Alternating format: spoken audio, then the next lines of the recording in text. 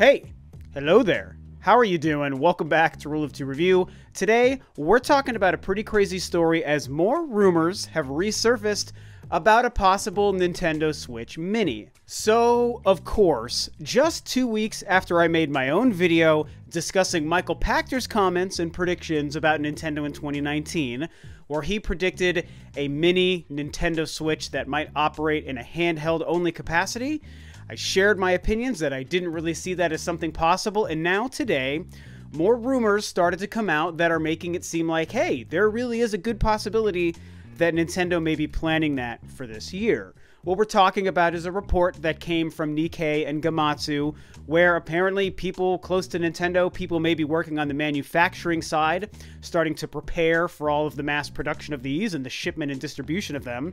This person or these people are saying, hey, this is a thing Nintendo is planning on doing, some form of a Nintendo Switch Lite or a Mini, or, like we already said, maybe a handheld-only Nintendo Switch. Now, obviously, this would be the kind of story or news that I would normally cover and discuss, obviously, on Rule of Two Review, but I had a little bit more incentive to want to discuss it simply because I literally just made a video where, based off of Pachter's predictions, I was like, yeah, I see how this could sort of be something Nintendo would do, but I really don't believe it for yada yada yada reason. I mean, I spent 15 minutes of my own video explaining why I didn't think Nintendo would do this. Not so much because I don't want to see a Nintendo Switch Mini, because that's not the case. I don't really care.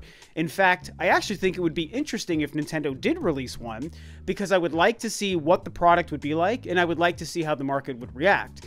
My feelings that I shared in that video were more just based on my own gut feeling about how Nintendo operates and what the Switch is supposed to be. Even the name of the Switch insinuates the ability to switch between a handheld and a console.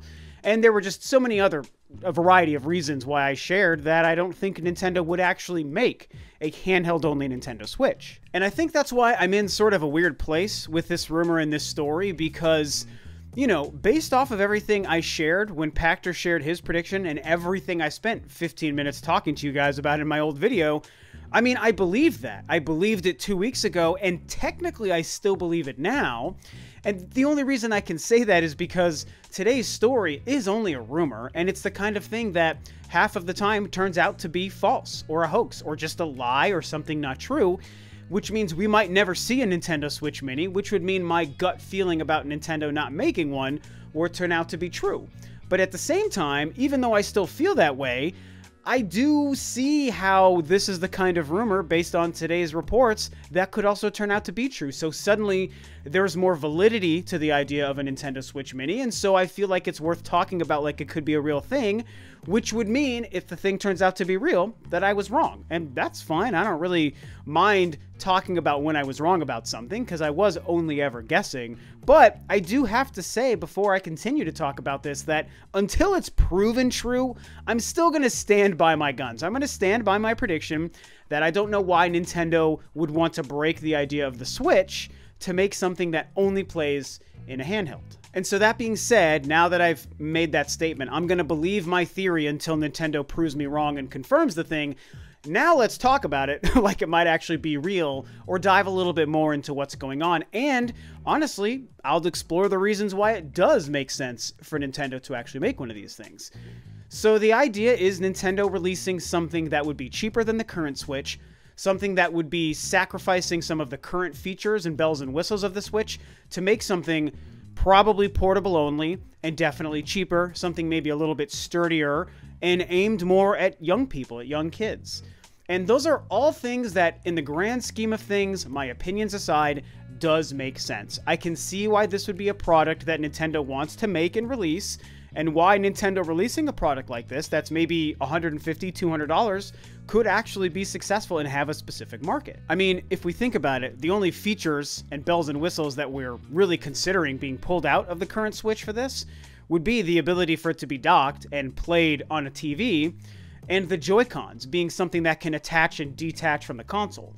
So what we're basically looking at is something that, again, can't be played on a TV, and can only be played like so. You can't pull the Joy-Cons off and set the screen on the table the way it is right here and play this way. You can't do that. It would only be playing like a Game Boy or a Game Boy Advance or a 3DS or a PSP or a mobile cell phone, all these different things.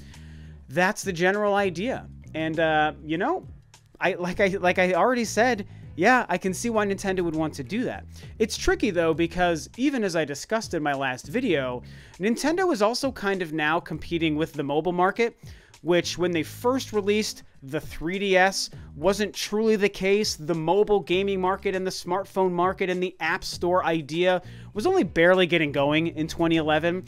And so the 3DS was able to pick up ground, especially in that first year when they had their major price drop of like $100. Suddenly the 3DS just couldn't be stopped. And in the years since then, obviously the mobile market has picked up, and Nintendo themselves have also stepped into the mobile market, and they've even recently doubled down by announcing newer games that are coming to mobile. And so I feel like just the existence of the mobile market and Nintendo's ability to dive in as well kind of means maybe it doesn't make sense for Nintendo to want to try to tackle the handheld-only dedicated portable gaming device. And the fact that the Switch was able to be so successful is because, yes, it does cover handheld gaming, but it's also the home console. And so, like I've already said, even on my past video, I think that's why the Switch worked. And so pulling that feature away, I think, does become a gamble. Yes, there's a possible huge consumer base ready to buy a $200 handheld-only device, but at the same time, people might be less interested in handheld-only devices when they can buy a Switch that plays on your TV, and they can have their cell phones for all their stupid, weird, pay-to-play, free-to-play mobile games. And so right now, where we're in this period where it's only a rumor and nothing is confirmed, I can kind of see two timelines to this idea. A timeline where a handheld-only Switch is an incredibly successful idea that everyone wants, and a timeline where it's a huge bomb and Nintendo would be wasting their time and money and no one would be interested because the mobile market is too competitive, and Nintendo themselves are making it more competitive by releasing products.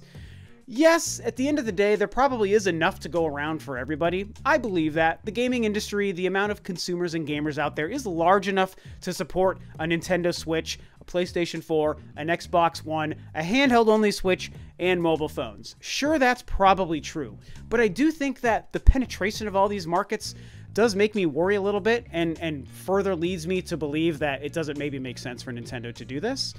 But if they do, it's going to be fun to watch. You know, I want to see what this kind of device looks like, you know, and we also need to state this one thing. Let me say this. A Switch Mini doesn't necessarily have to be handheld only. While I'll agree that it's very likely a Switch Mini would be handheld only, I think we should all acknowledge the very real possibility that a Switch Mini might still be able to be docked or played on a TV, and it might still have controllers that attach and detach from it. I mean, that's all possible. It literally might just be making the Switch a smaller form factor, but still keeping some of those features like being able to be played on a TV.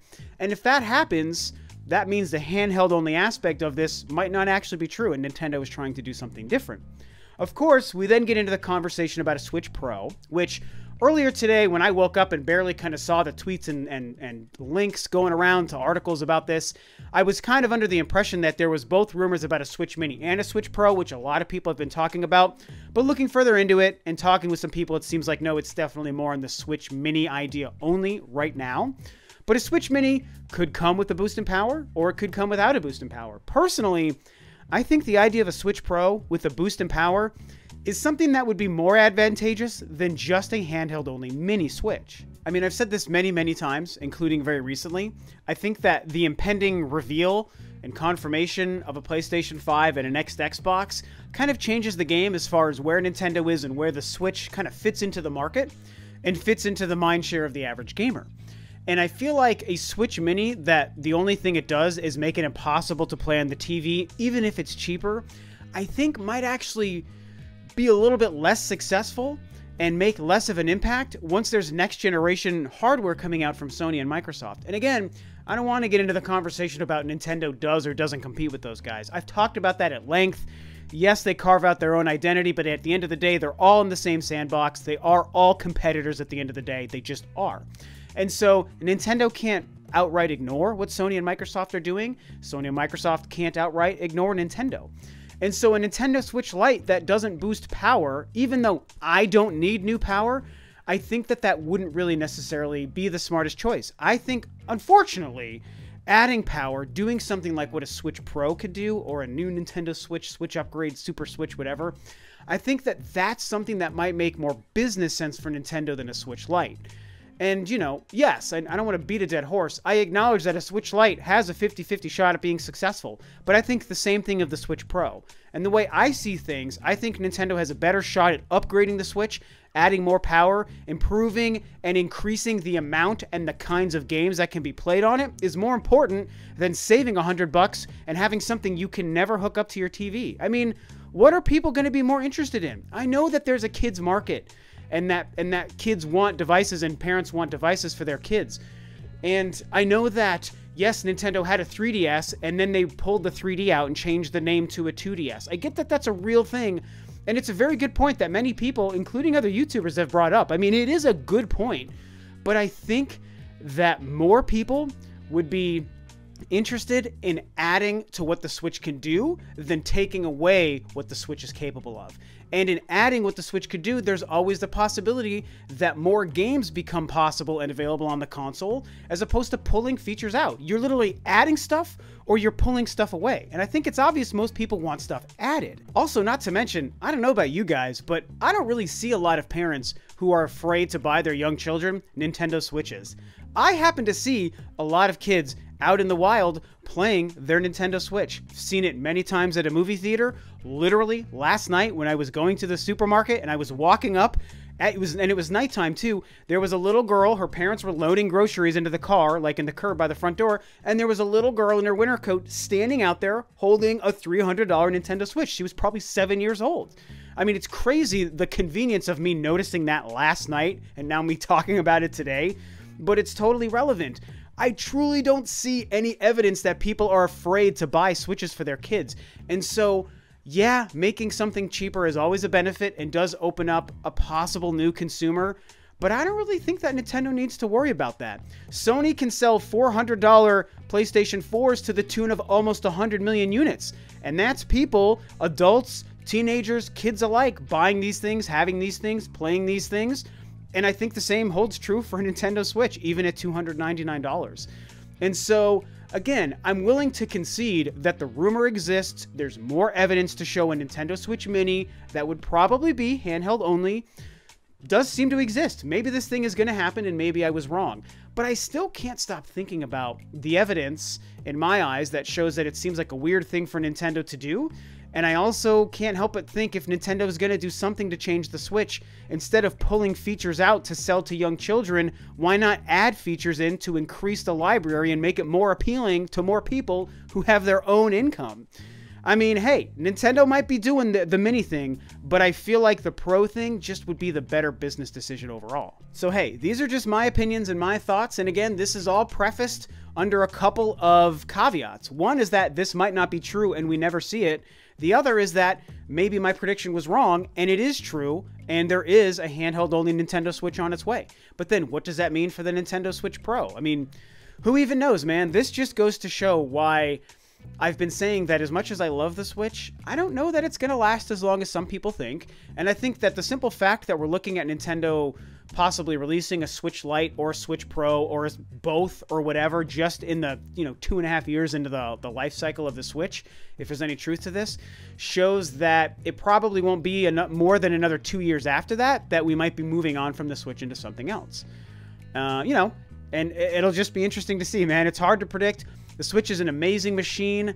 I don't need anything else of it, but I do think that some people are looking at the stuff and potentially being very interested at what Nintendo might do to change the Switch, or they might be looking at wanting something better than a Switch in another 2 years, once they have PlayStation 5s and Xbox Scarlets, and they're thinking, yo, Nintendo, your 2017 Nintendo Switch that was technically a little outdated power-wise at that time, now it's definitely outdated. It's 2023 and I got a PlayStation 5, man. You need to catch up.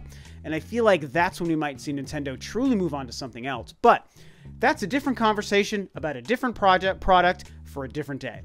So for now, these are my thoughts on this rumor. Let's just wait and see what happens. If Nintendo's releasing a Nintendo Switch Mini, I am curious. I'm excited to see it. I'm ready to welcome it to the world, and I'm ready to admit at that time that without question, I was wrong when I said Nintendo would never do it. So let's just see what happens, man. This is why it's fun to follow Nintendo, to see what they're going to do, because they're hard to predict. So Share your thoughts. What do you think about these rumors below? That is going to be it for me today. Thanks as always for tuning in, guys. This is Rob of Rule of 2 Review, and I'll catch you next time on another video.